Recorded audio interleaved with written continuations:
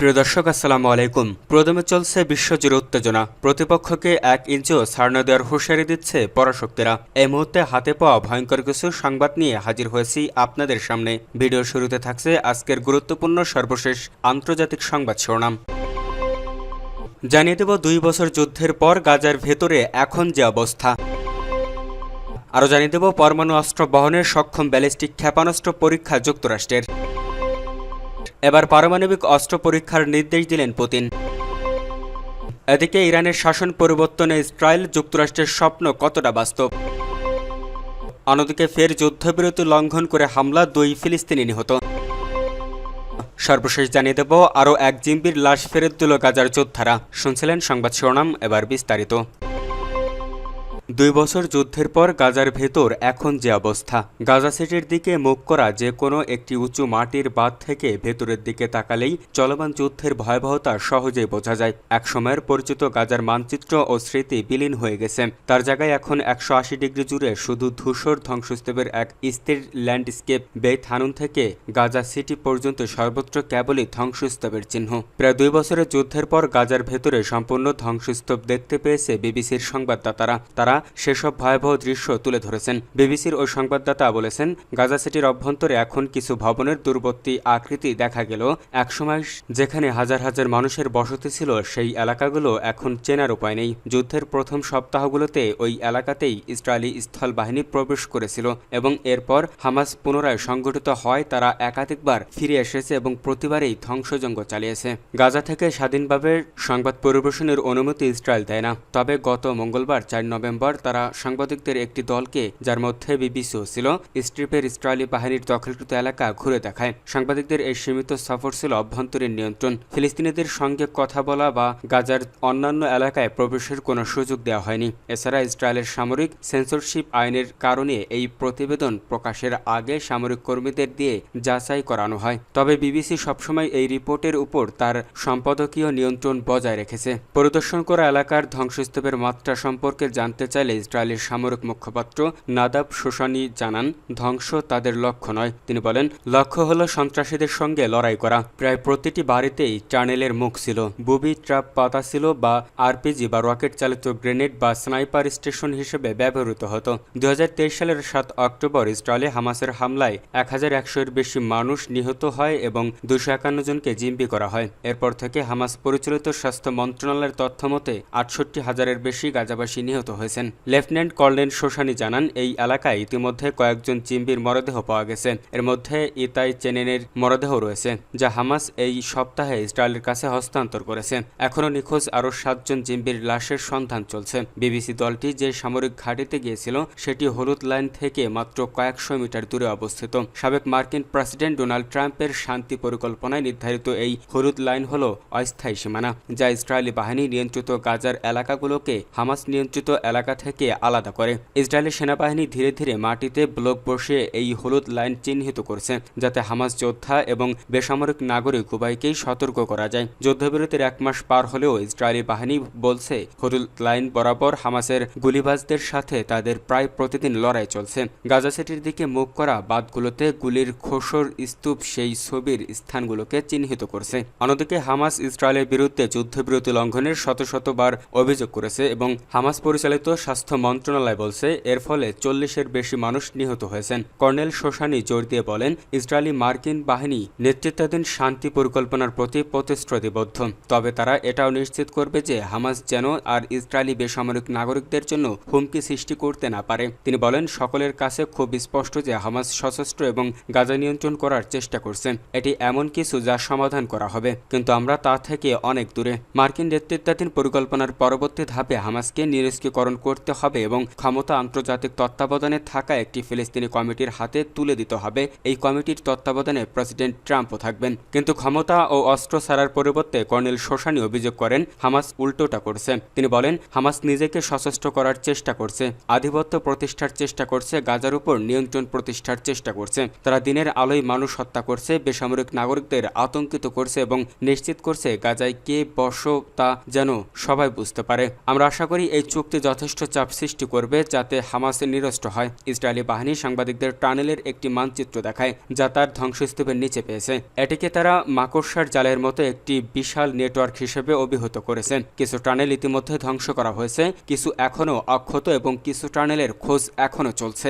আপাতত হামাস ও ইসরায়েলের একটি শান্তি চুক্তি হলেও পরবর্তী ধাপে কি ঘটবে তা এখনও স্পষ্ট নয়। যুদ্ধবিরতি ইতিমধ্যে দুইবার ব্যর্থ হওয়ায় ওয়াশিংটন পরিস্থিতির ভঙ্গুরতা সম্পর্কে সচেতন। মার্কিন যুক্তরাষ্ট্র এই ভঙ্গুর পরিস্থিতি থেকে বেরিয়ে একটি আরও স্থায়ী শান্তির দিকে যেতে কঠোর চাপ সৃষ্টি করছে। বিবিসির দেখেছে তারা জাতিসংঘ নিরাপত্তা পরিষদের সদস্যদের কাছে একটি খসড়া প্রস্তাব পাঠিয়েছে যা গাজার নিরাপত্তা গ্রহণ এবং হামাসকে নিরস্ত্রীকরণের জন্য একটি আন্তর্জাতিক স্থিতিশীলতা বাহিনীর 2 বছরে মেয়াদের রূপরেখা দিয়েছে। কিন্তু চুক্তির এই পরবর্তী ধাপের বিস্তারিত তথ্য কম। হামাসের নিরস্ত্রীকরণের আগে গাজাকে নিরাপদ করতে কোনো দেশগুলো সৈন্য পাঠাবে, ইসরায়েলের সৈন্যরা কখন প্রত্যাহার করবে বা গাজা নতুন প্রযুক্তিগত প্রশাসনের সদস্যরা কিভাবে নিযুক্ত হবে তা স্পষ্ট নয়। প্রেসিডেন্ট ট্রাম্প গাজাকে বিদেশি বিনিয়োগ নির্মিত একটি ভবিষ্যৎমুখী মধ্যপ্রাচ্যের হাব হিসেবে দেখতে চান। আজকের গাজা থেকে সেই স্বপ্ন অনেক দূরের। ইসরায়েল দ্বারা ব্যাপকভাবে ধ্বংসপ্রাপ্ত এবং ট্রাম্পের দ্বারা একটি বিনিয়োগ হিসেবে দেখা হচ্ছে। প্রশ্ন শুধু কে লড়াই বন্ধ করতে পারে তা নয়, বরং গাজাবাসী তাদের সম্প্রদায় এবং ভূমির ভবিষ্যতে কতটা বল প্রয়োগ করতে পারবে।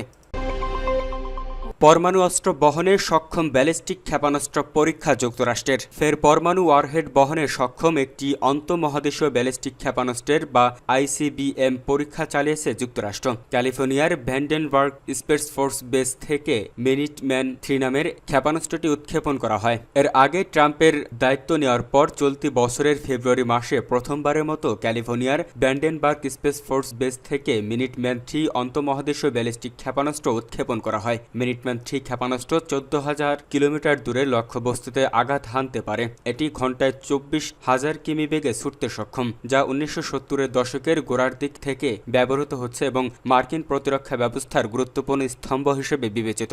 ইউক্রেন যুদ্ধ ইস্যুতে রাশিয়ার সঙ্গে উত্তেজনার মধ্যে গত বুধবার এর সর্বশেষ পরীক্ষা চালানো হলো, তবে এতে কোনো পরমাণু অস্ত্র ছিল না। ক্ষেপণাস্ত্রটির নির্ভরযোগ্যতা, যুদ্ধ প্রস্তুতি এবং নির্ভুলতা যাচাই করাই এই পরীক্ষার লক্ষ্য বলে জানিয়েছেন মার্কিন কর্মকর্তারা। গত বুধবারের ক্ষেপণাস্ত্রটি প্রায় 4,200 মাইল বা প্রায় 6,750 কিলোমিটার অতিক্রম করে মার্শাল দ্বীপপুঞ্জ প্রজাতন্ত্রের কোয়াজালিন অ্যাটলেন Ronald Reagan ballistic missile defence test সাইটে আঘাত হানে। গত সপ্তাহে মার্কিন প্রেসিডেন্ট ডোনাল্ড ট্রাম্প ঘোষণা করেন তিনি মার্কিন সামরিক বাহিনীকে ফের পারমাণবিক পরীক্ষা শুরু করার নির্দেশ দিয়েছেন। তার দাবি চীনা ও রাশিয়া ইতিমধ্যেই এই ধরনের পরীক্ষা চালিয়ে আসছে, এ কারণে তিনি এই সিদ্ধান্ত নিয়েছেন। তবে মস্কো ও বেইজিং তার এই দাবি নাকচ করে দিয়েছে। এবার পারমাণবিক অস্ত্র পরীক্ষার নির্দেশ দিল পুতিন।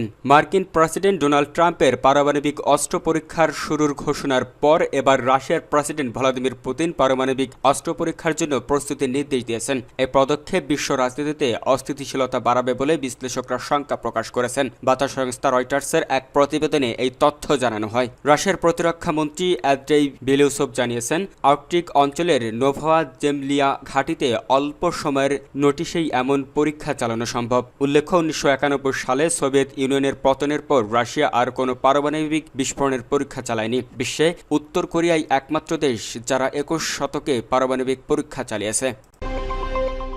ইরানের শাসন পরিবর্তনে ইসরায়েল যুক্তরাষ্ট্রের স্বপ্ন কতটা বাস্তব? ইরানে পারমাণবিক স্থাপনা ও সামরিক নেতৃত্ব লক্ষ্য করে সম্প্রতি হামলা চালিয়েছে ইসরায়েল ও তার ঘনিষ্ঠ মিত্র যুক্তরাষ্ট্র। এর মধ্যে ইসরায়েলের প্রধানমন্ত্রী নেতানিয়াহু রাগঢাক না করেই ইরানি জনগণকে সরকারের বিরুদ্ধে রুখে দাঁড়ানোর আহ্বান জানিয়েছেন। তবে ইরানে বর্তমান সরকার পরিবর্তন করা কি এত সহজ? এই প্রতিবেদনে আমরা দেখব কিভাবে ইসরায়েল ও যুক্তরাষ্ট্রের পদক্ষেপ ইরানের ইতিহাস ও আঞ্চলিক পরিস্থিতি একত্র হয়ে বর্তমান সংঘাত তৈরি করেছে। কেন তেহরানে সরকারের হঠাৎ পরিবর্তন ঝুঁকিপূর্ণ ও প্রায় অসম্ভব? ইরান ও ইসরায়েলের শত্রুতা নতুন কিছু নয়। কয়েক দশক ধরেই দুই দেশ স্থল, সমুদ্র, আকাশপথ ও সাইবার জগতে আক্রমণ করা সহ একে অপরের বিরুদ্ধে চোরাগুপ্তা হামলা চালিয়ে আসছে। এসব সংঘাত তাদের সম্পর্ককে আরও বৈরতার দিকেই ঠেলে দিয়েছে। এর ধারাবাহিকতায় গত 13 জুন ইসরায়েল প্রকাশ্যে হামলা চালিয়েছে দেশটির গুরুত্বপূর্ণ পারমাণবিক ও সামরিক স্থাপনাগুলোতে। ইসরায়েলের সাম্প্রতিক এই হামলার দৃশ্য লক্ষ্য ছিল ইরানের পারমাণবিক কর্মসূচি কর্মসূচি ক্ষতিগ্রস্ত ও সম্ভাব্য পরমাণু অস্ত্র তৈরির চেষ্টা নস্যাৎ করা। তবে হামলার বিস্তার, লক্ষ্যবস্তু নির্বাচন ও ইসরায়েলি রাজনীতিবিদদের বক্তব্য থেকে স্পষ্ট, এটি শুধু সামরিক লক্ষ্য নয়, তাদের দীর্ঘমেয়াদী লক্ষ্য ইরানের সরকারকে ক্ষমতাচ্যুত করে দেশটিতে রাজনৈতিক পরিবর্তনের পথ তৈরি করা। অনেক রাজনৈতিক ভাষ্যকারের মতো এই লক্ষ্য তেল আবিবের মিত্র যুক্তরাষ্ট্র, কিন্তু ইরানে বাইরের চাপে সরকার পরিবর্তনের ইতিহাস মোটেও সুখকর নয়। 1953 সালে মার্কিন ও ব্রিটিশদের সহযোগিতায় ইরানের প্রধানমন্ত্রী মোসাদ্দেককে ক্ষমতাচ্যুত করা হয়েছিল। এরপরও ইরান চরমভাবে পশ্চিমা শক্তির প্রতিরোধী হয়ে ওঠে। পরবর্তী সময়ে 1979 সালে ইসলামী বিপ্লব দেখিয়েছে দেশটির অভ্যন্তরীণ শক্তি ও ধর্মীয় প্রতিষ্ঠানগুলোর নেতৃত্ব সহজে নাড়ানো যাবে না।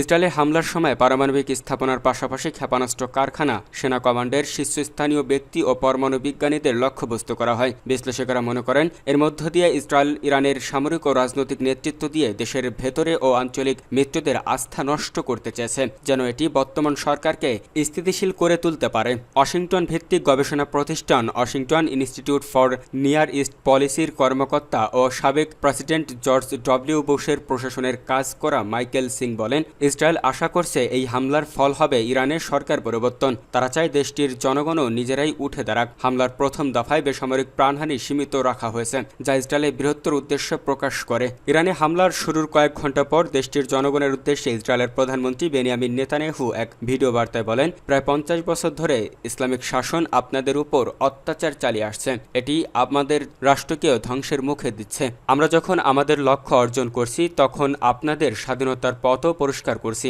আপনাদের এখন উঠে দাঁড়ানোর সময়, নিজেদের কণ্ঠস্বর শোনান। ফের যুদ্ধবিরতি লঙ্ঘন করে হামলা, 2 ফিলিস্তিনি নিহত।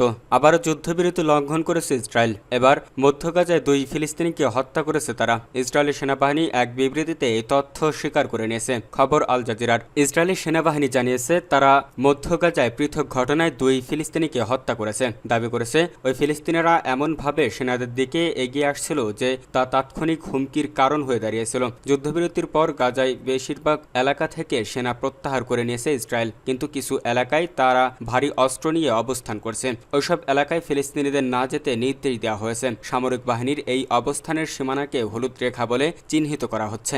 আজকের ঘটনার ক্ষেত্রে বলা হয়েছে, হলুদ রেখা অতিক্রম করায় সৈন্যরা ব্যবস্থা নিতে বাধ্য হয়। অভিযুক্তদের দেখা পাওয়ার পরপরই তাদের নিশ্চিহ্ন করা হয়েছে। 10 অক্টোবরে যুদ্ধবিরতির শুরু হওয়ার পর থেকে কয়েক ডজন ফিলিস্তিনি তথাকথিত হলুদ রেখা লঙ্ঘন করার জন্য বা খুব কাছে আসার জন্য নিহত হয়েছে। ইসরায়েল তার বাহিনীকে যে রেখার পেছনে প্রত্যাহার করেছে তার নাম দিয়েছে হলুদ রেখা। এই রেখার অবস্থান সম্পর্কে খুব কম তথ্য দেওয়া হয়েছে, এমনকি কোথাও কোথাও কেবল মাটিকে খুঁটি গেড়ে চিহ্নিত করা হচ্ছে। এ রেখা ফিলিস্তিনিদের জন্য আরেকটি মারাত্মক বিপদের কারণ হয়ে দাঁড়িয়েছে। আরও এক জিম্বির লাশ ফেরত দিল গাজার যোদ্ধারা। আরও এক ইসরায়েলি জিম্বির লাশ হস্তান্তর করেছে ফিলিস্তিনের স্বাধীনতাকামী দল হামাস। রেড ক্রসের মধ্যস্থায় ইসরায়েলি কর্তৃপক্ষ লাশ বুঝে নেয়। এখন তারা পরীক্ষা নিরীক্ষা করে ভুক্তভোগীর পরিচয় নিশ্চিত হবে। খবর আল জাজিরার। যুদ্ধবিরতি চুক্তির অন্যতম শর্ত হচ্ছে, সব জীবিত জিম্বির মুক্তির পাশাপাশি নিহতদের লাশ ফিরিয়ে দিতে হবে। এই শর্তে হামাস রাজি হলে যুদ্ধবিরতি কার্যকর হয়, কিন্তু দীর্ঘদিনেও হামাস প্রক্রিয়াটি শেষ করতে পারছে না। এ নিয়ে ক্ষুব্ধ ইসরায়েল। সর্বশেষ গত বুধবার এক নিহতের লাশ রেড ক্রসের কাছে হস্তান্তর করে হামাস। তারা ইসরায়েলি বাহিনীর কাছে লাশটি পৌঁছে দেয়। এ নিয়ে মোট 22 জন জিম্বির লাশ হস্তান্তর করা হলো। আরও 6 জনের লাশ হামাসের কাছে রয়েছে।